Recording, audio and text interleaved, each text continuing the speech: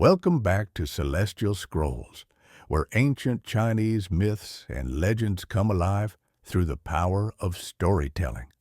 Today, we continue our journey with Tang Sanzang and his disciples in episode 26, Mountains of Accumulation.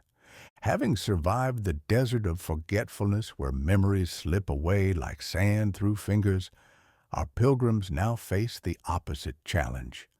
Mountains where memories accumulate in overwhelming abundance. The contrast is striking. From a place where they struggled to remember who they were to a realm where they can't escape the weight of every memory, both their own and others. In this captivating episode, we'll see how Tang Sanzang uses the mysterious dragon scale to restore balance and witness the lotus seedling's transformation as it responds to the challenges they overcome. The Mountains of Accumulation reveal not just the pilgrims' pasts, but glimpses of the trials that await them on their quest for sacred scriptures. If you're enjoying this epic journey, don't forget to like this video and subscribe to Celestial Scrolls for more episodes. The path to enlightenment is long, but together we'll experience every magical step of this legendary pilgrimage to the West. Dawn broke over the Desert of Forgetfulness with unusual clarity, as if the veil that had obscured their memories had been lifted from their vision as well. Tang Sanzang awoke to find himself surrounded not by barren sand, but by a veritable oasis that had sprung from the seeds they'd planted the previous day. The delicate shoots had transformed overnight, growing into slender saplings with broad, verdant leaves that whispered in the morning breeze. "Disciples, awaken!" Tang Sanzang called out, marveling at the transformation. "The dragon's blessing has wrought miracles while we slept." Wukong was first to his feet, alert as always. His keen eyes surveyed their surroundings with appreciative surprise. "Well, well," he remarked, leaping atop his staff to gain a better view. "Our little garden has become a forest, and look," he pointed westward, "a green path stretches all the way to the horizon."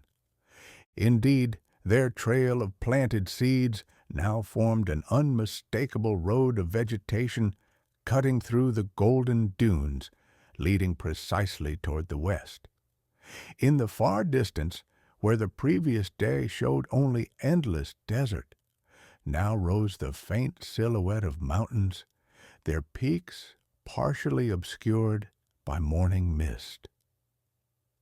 "The Mountains of Accumulation," Tang Sanzang murmured, opening the jade box to check on the lotus seedling.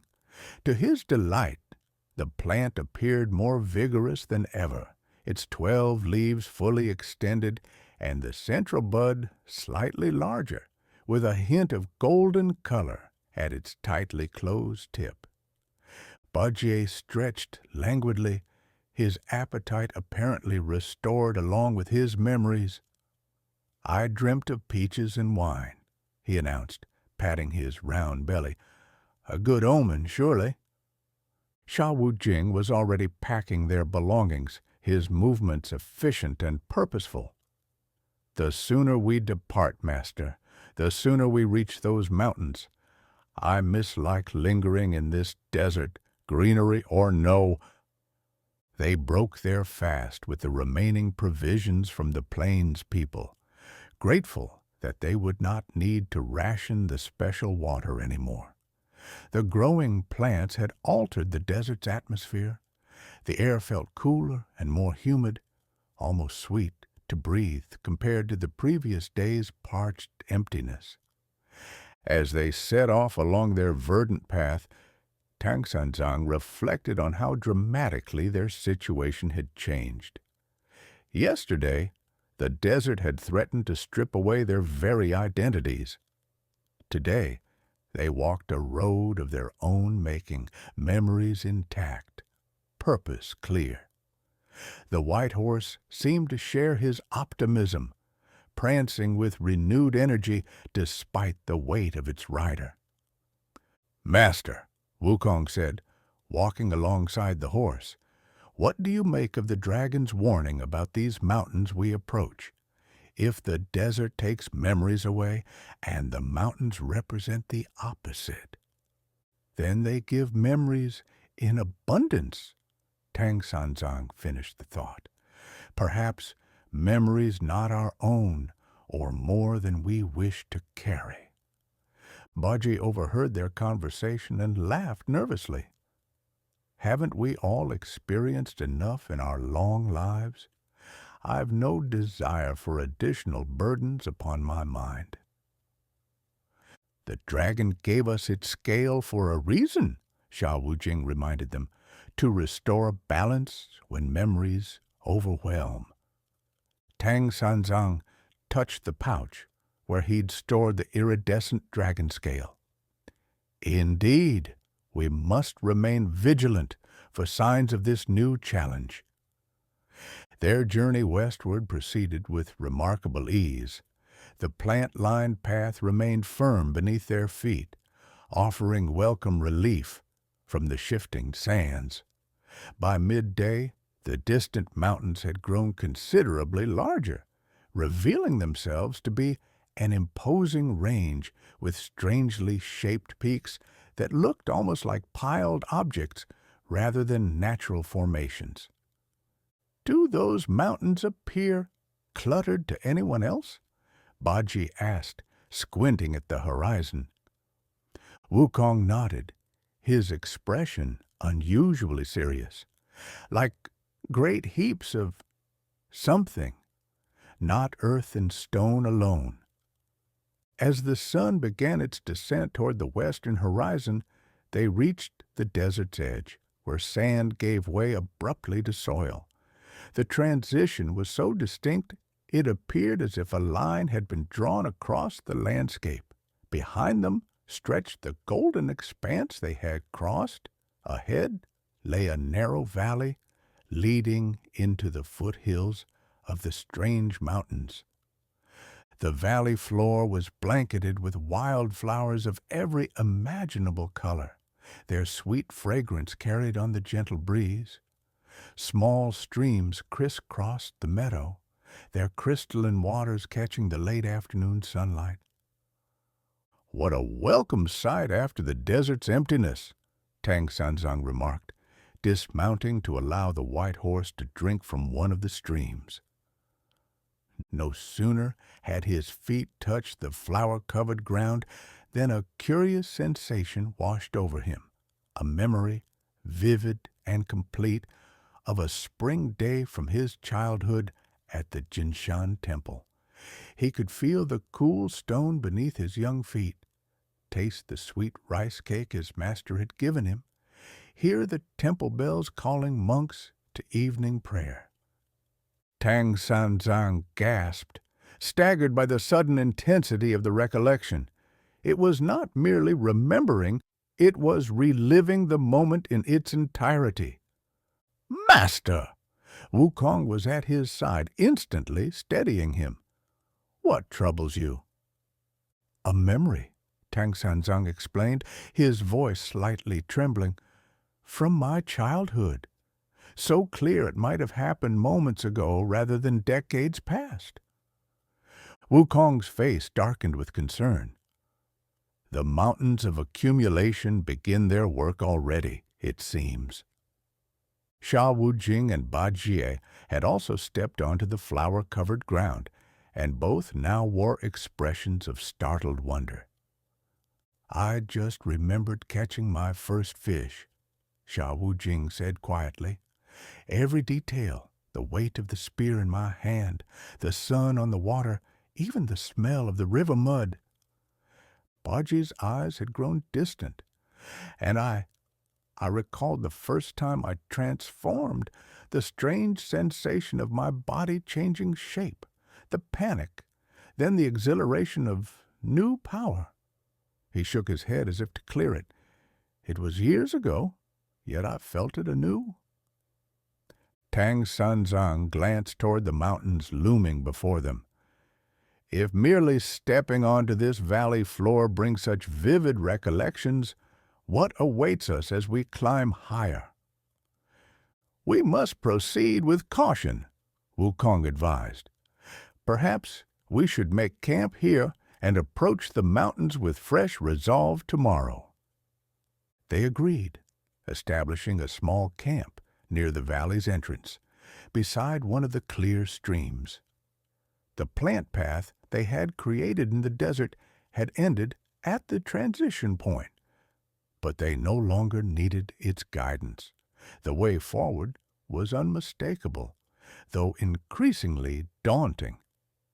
As twilight deepened around them, Tang Sanzang opened the jade box once more. The lotus seedling appeared unchanged from morning, its golden bud still tightly closed. He placed the dragon's scale beside it, but not touching it, heeding the creature's instructions to use it only when memories became overwhelming.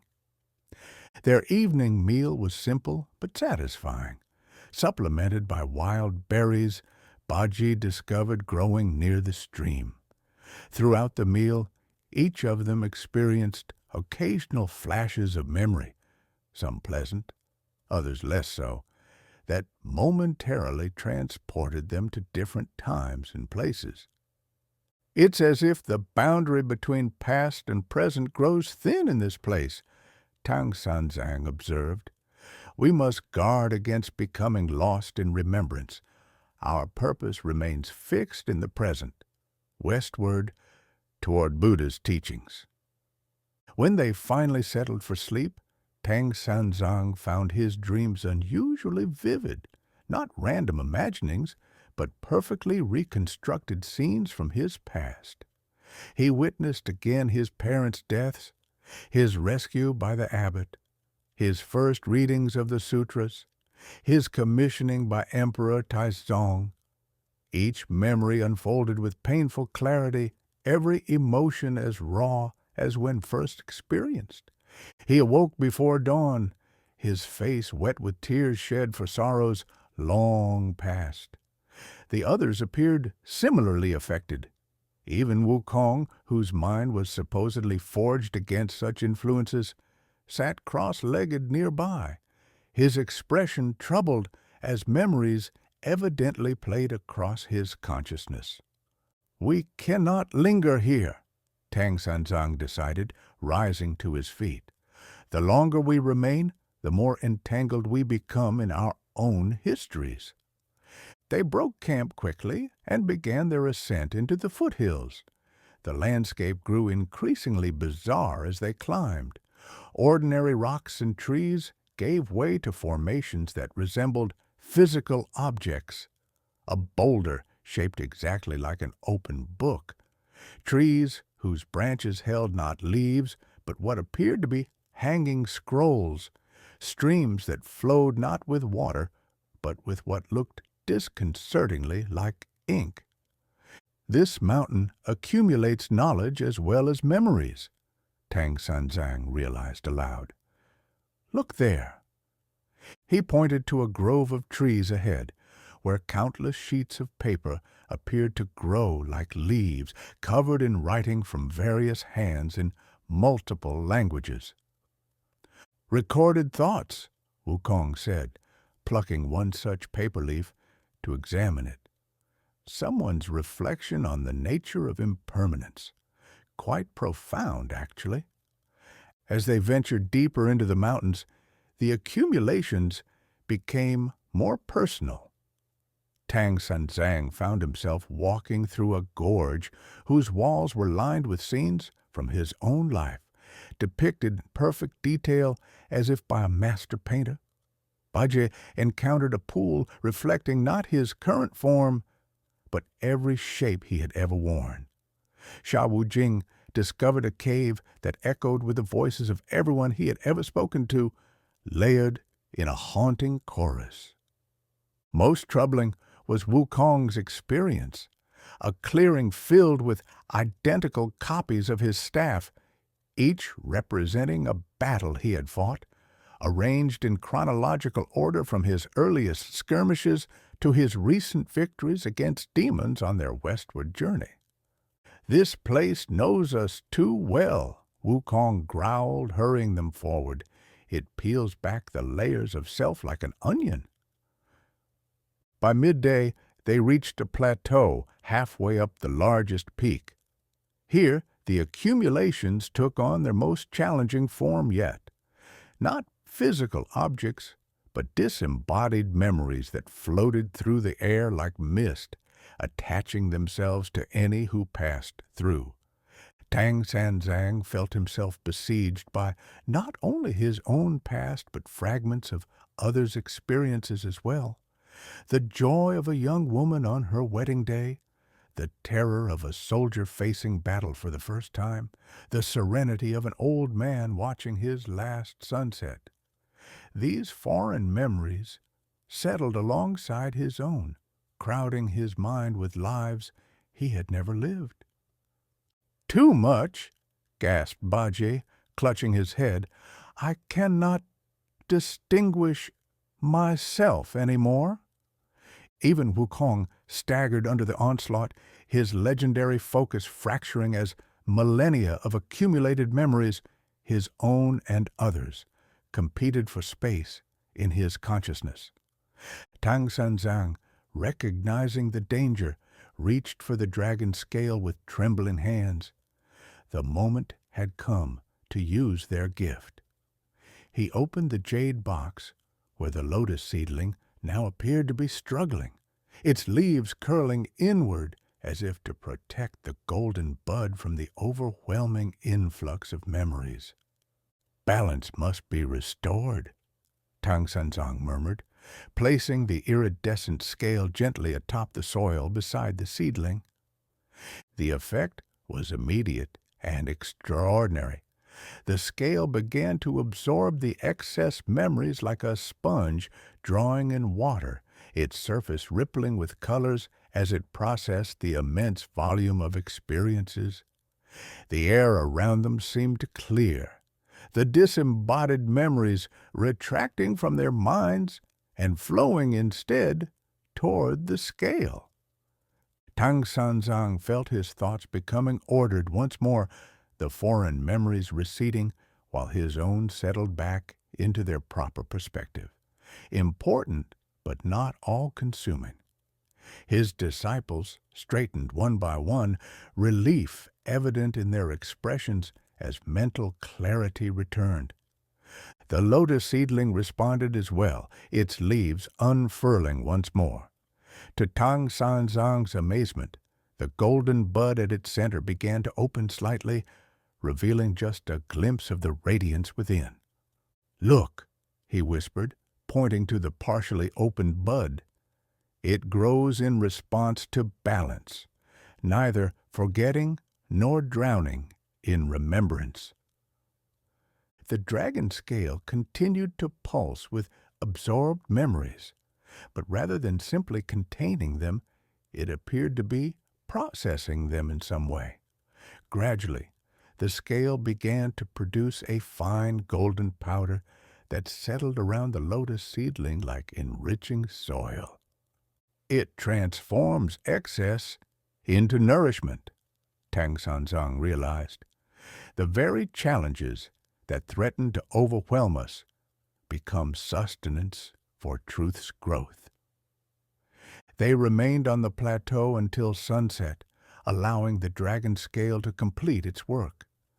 By the time darkness fell, the air had cleared entirely of floating memories, and the scale had reduced itself to half its original size, having converted much of its substance into the golden powder that now surrounded the lotus seedling.